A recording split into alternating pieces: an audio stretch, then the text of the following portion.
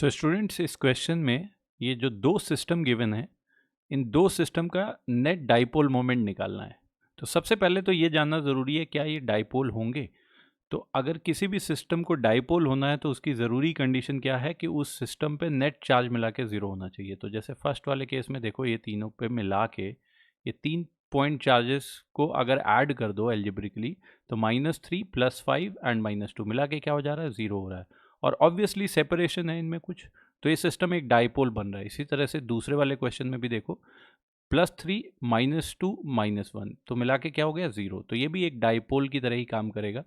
तो इस डाइपोल का जो भी इस पूरे सिस्टम का एक नेट डाइपोल मोमेंट वेक्टर आएगा। अब उस नेट डाइपोल मोमेंट वेक्टर को निकालने का, इस तरह से पॉइंट चार्जेस के फॉर्म में अगर फैले हुए हों, तो तरीका क्या होता है कि आप सिंगल सिंगल डाइपोल, सिंपल वाले डाइपोल बनाने की कोशिश करो। तो जैसे ये -3 है, तो डाइपोल बनाना है तो हमें दूसरी साइड में +3 लेना पड़ेगा। तो +5 वाले को ऐसा कर लेते हैं ना कि +5 को अब हम दो चार्जेस के सम के फॉर्म में लिख लेते हैं। एक तो है ये +3Q का, और दूसरा है +2Q का।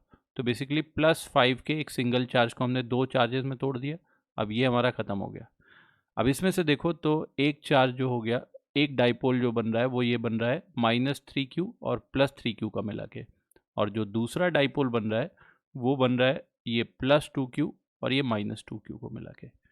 तो इन दोनों का डाइपोल मोमेंट वेक्टर्स को अगर हम देखें तो वेक्टर एडिशन कर देना चाहिए। पी नेट जो होगा, net dipole moment vector, that will be equal to जितने भी इसके अंदर स्मॉल सिंपल डाइपोल बन रहे हैं उन सारे डाइपोल मोमेंट्स का वेक्टर एडिशन, ऐसे लिखेंगे।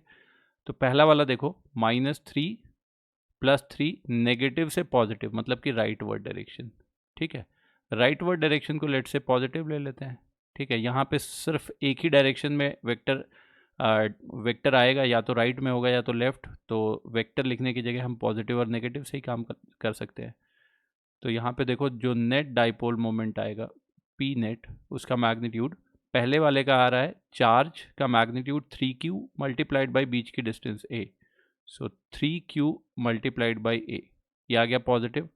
और जो दूसरा डाइपोल है वो डाइपोल नेगेटिव से पॉजिटिव चार्ज की डायरेक्शन में होगा, तो लेफ्ट की तरफ होगा, तो उसको माइनस साइन के साथ लिख देंगे। तो सेकेंड वाले का चार्ज का मैग्नीट्यूड है कितना, 2Q, और बीच की डिस्टेंस कितनी है, 2a, और लेफ्ट डायरेक्शन में तो माइनस साइन के साथ लिखेंगे, तो -2Q इंटू बीच की डिस्टेंस 2a।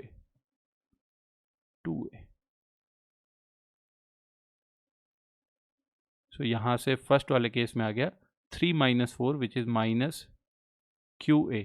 और माइनस साइन क्या बता रहा है कि ये जो नेट डाइपोल मोमेंट है वो किधर की तरफ होगा, टुवर्ड्स द लेफ्ट होगा, बेसिकली पी नेट। सेकेंड वाले केस में देखते हैं, इस सेकेंड केस में क्या होगा।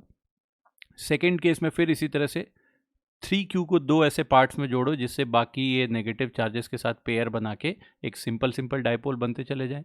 तो इस 3Q को मैंने दो तरह से तोड़ा। एक तो लिख दिया इसको कि ये 2Q है प्लस, और साथ में यहाँ पे एक +Q है। तो ये 3Q हटा दिया मैंने, ये +2Q वाला और -2Q वाला, ये मिला के एक पेयर बन गया। इसकी वजह से जो डाइपोल मोमेंट होगा उसकी डायरेक्शन कुछ इधर आएगी, नेगेटिव से पॉजिटिव की तरफ, है ना। इसको बोल देते हैं कि P1 वेक्टर होगा। और दूसरे में देखो कि नेगेटिव से पॉजिटिव की तरफ, ऊपर की तरफ, इस वाले का वेक्टर ऐसे आ जाएगा, इसको बोल सकते हैं हम P2 वेक्टर। दो वेक्टर्स गिवन है और उनके बीच का एंगल हमें गिवन है। ये वाला एंगल 60 डिग्री है, चूंकि इक्विलेटरल ट्रायंगल है, तो सामने वाला ये भी एंगल क्या हो जाएगा, 60 डिग्री। तो अगर हमें मैग्नीट्यूड ही निकालना है तो पी नेट का मैग्नीट्यूड जो हो जाएगा, that will be equal to, दो वेक्टर्स का रिजल्टेंट का फॉर्मूला लगा दो, P1 एंड P2 मैग्नीट्यूड्स हैं, बीच का एंगल 60 डिग्री, तो root of P1 square plus P2 square plus 2P1 P2 into cos 60 की वैल्यू आ गई 1/2। अब यहाँ से P1 एंड P2 की वैल्यू उठा के रखो। P1 की वैल्यू जो हो जाएगी वो कितनी हो जाएगी, P1 की वैल्यू हो जाएगी 2Q मैग्नीट्यूड मल्टीप्लाइड बाय बीच की distance a। So P1 is basically 2PA and P2 जो है वो कितना हो जाएगा, सॉरी QA लिखना चाहिए था, PA नहीं। So this is 2QA and QA। अब यहाँ पे वैल्यूज पुट करो तो P नेट आ जाएगा। So P net will be equal to root of P1 square. अच्छा, यहाँ से देखोगे QA हर जगह ही आ जाएगा कॉमन, QA का स्क्वायर सारी तीनों टर्म बनेंगी, तो QA तो कॉमन ले लो बाहर। सो P1 के स्क्वायर में 2 का स्क्वायर अंदर रह गया 4, प्लस P2 में ये 1 का स्क्वायर रह गया तो 1, प्लस 2 से ये 1/2 तो कैंसिल हो रहा है, P1 इंटू P2 में कितना आएगा, 2 इंटू 1 बेसिकली 2, तो 7 रूट के अंदर आ गया, रूट 7 QA के बराबर का नेट डाइपोल मोमेंट वेक्टर आ जाएगा। Magnitude of dipole moment vector is root 7 QA।